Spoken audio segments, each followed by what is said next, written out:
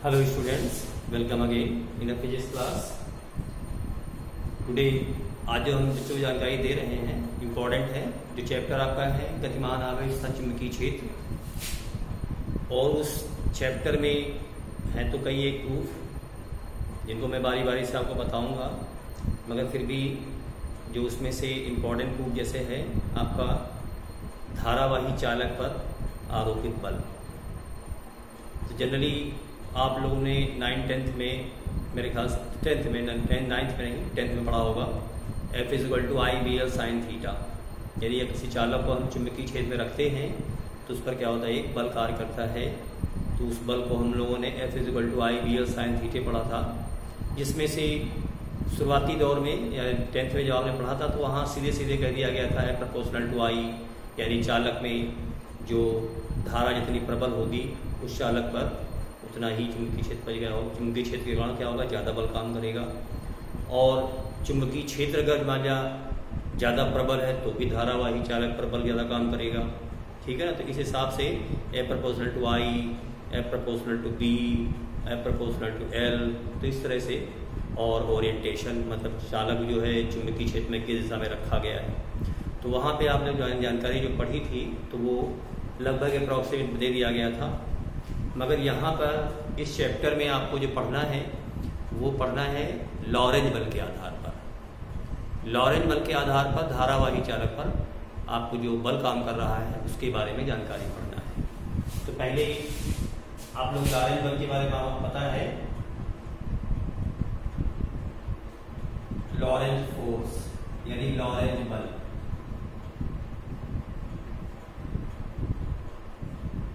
वास्तव में जब कोई आवेशित कण चुंबकीय क्षेत्र में मूवमेंट करता है यानी गति करता है तो उस पर क्या होता है, एक बल कार्य करता है।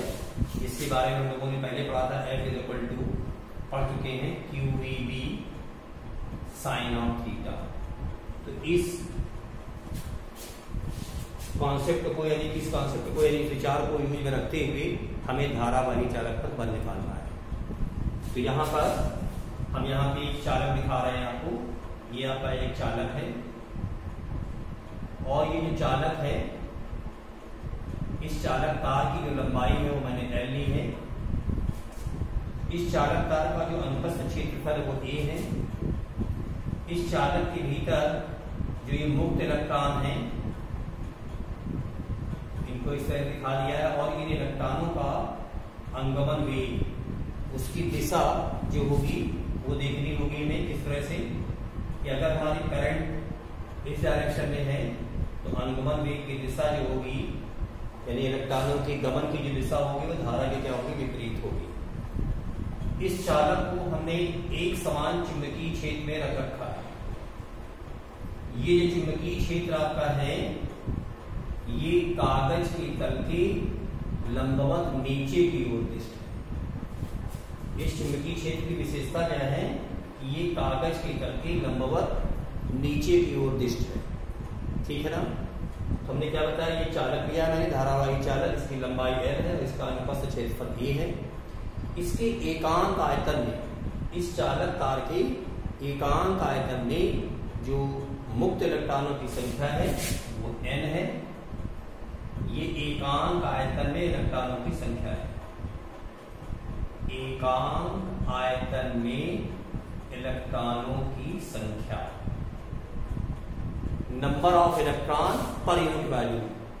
यूनिट वॉल्यूम में जितने इलेक्ट्रॉन होंगे उसको हम लोग इलेक्ट्रॉन डेंसिटी कहते हैं। इस चीज को आप इलेक्ट्रॉन डेंसिटी भी कह सकते हैं। ठीक है ना। तो हम लोगों ने इस चालक तार में प्रवाहित धारा और अनुगमन वेग पर आधारित संबंध है, इसको हम लोगों ने पहले पढ़ रखा है। That is I = NeAVD। इसमें से जो VD है वो इन मुक्त इलेक्ट्रॉनों का क्या है, अनुगमन वेग। अब ये इलेक्ट्रॉन इस चालक के भीतर हमारी जबकि धारा का प्रवाह है, और धारा का प्रवाह होता क्या है, आवेश की गतिशीलता। यानी आवेश अगर मूवमेंट में है, ठीक है ना, तो भी क्या होगा, वो करंट की इक्विवेलेंट होगा। और करंट इक्विवेलेंट होगा तो जाहिर सी बात है उसमें क्या होगा, मैग्नेटिक फील्ड भी प्रोड्यूस करेगा और उससे फोर्स भी काम करेगा। मगर यहाँ पर क्या है, हम चालक तार को ऑलरेडी मैग्नेटिक फील्ड में प्लेस कर रहे हैं, ठीक है ना। तो ये जो मैग्नेटिक फील्ड जो हमारा होगा वो इस चालक तार पे कितना बल लगाएगा इसको हमें समझना है। तो सबसे पहला काम क्या हमने बताया आपको कि इस चालक तार की लंबाई L है, अनुप्रस्थ क्षेत्रफल A है। इस चालक तार में मुक्त इलेक्ट्रॉनों का आंगमन वेग जो मूवमेंट कर रहे हैं वो VD है। तो इस आधार पे धारा और आंगमन वेग का जो संबंध सूत्र है वो हमारा ये है। चूंकि ये चालक इस चुंबकीय क्षेत्र में गतिशील है, इसलिए हर इलेक्ट्रॉन पर, हर आवेशित कण पर क्या होगा, चुंबकीय बल काम करेगा। तो इस हिसाब से आवेशित कण पर जो बल काम करे वो क्या होगा, E VD B sin theta.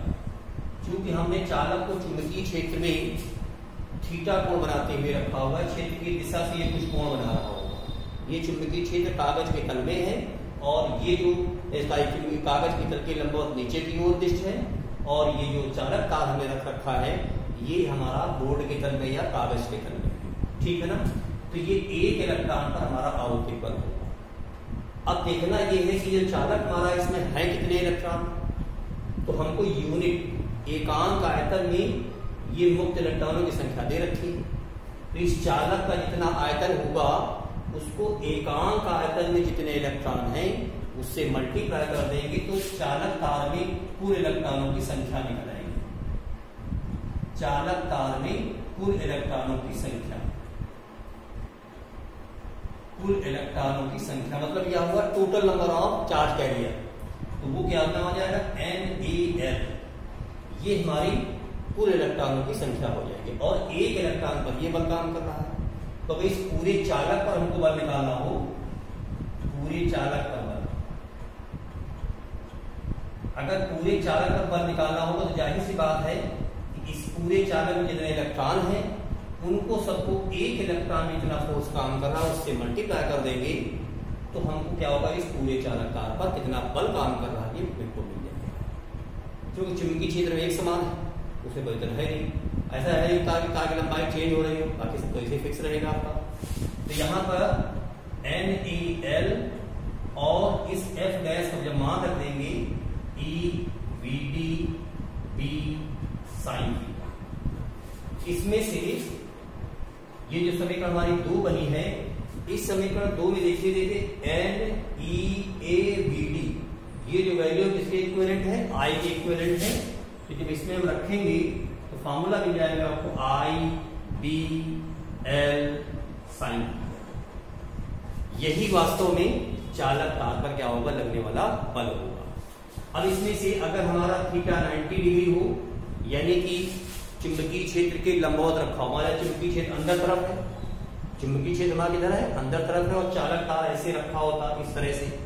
तो इस तरह से ये चालक तार में धारा हो, चुंबकीय जो बल काम करेगा वो किधर काम करेगा, ऊपर तरफ, इस चालक तार में ऊपर तरफ। अब बात यहाँ पे जब इस तरह से दिया है तो ये चुंबकीय क्षेत्र इस तरह से हो गया और चालक तार में बहने वाली धारा ये है, तो इस प्रत्येक मुक्त इलेक्ट्रॉन का और इस चालक तार पर लगने वाला बल जो हमारा होगा वो क्या होगा, इस चालक तार की लंबवत ऊपर तरफ होगा, कागज की तरफ में। चुंबकीय क्षेत्र इधर है, अंदर तरफ है, ठीक है ना। तो F max जो हमारा होगा दैट इज IBL, ये अधिकतम बल काम करेगा। अगर इस चालक तार को हम चुंबकीय क्षेत्र के ही अंदर रख दें तो कोई बल कार्य नहीं करेगा, ठीक है ना। Thank you.